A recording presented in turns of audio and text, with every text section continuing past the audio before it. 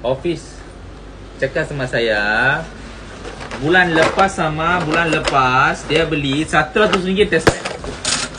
Apa lu orang bikin sama test pen lah weh? Habis. Hah? Semua patah. Patah deh. Test pen. Test pen.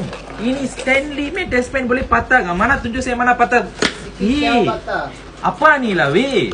Ini patah, ini patah. Ni lu orang pakai test pen untuk apa? Test pen untuk apa? You orang pakai test pen untuk apa? Okey, tunjuk saya apa lu orang pakai test pen? Kita apa macam pakai?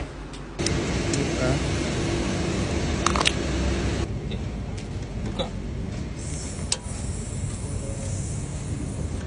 Bos, saya ini macam angkat bos. Ha. Lepas tu ini macam masuk.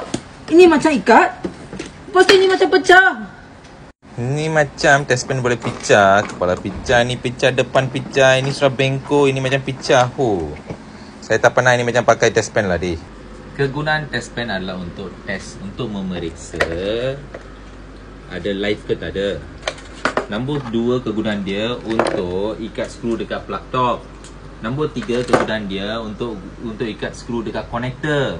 Nombor 4 kegunaan dia untuk ikat atau cek lampu dekat fender floor tu. Lampu fluorescent tu dalam tu ada connector, nak buka skru, nak ikat skru. Itu kegunaan test pen.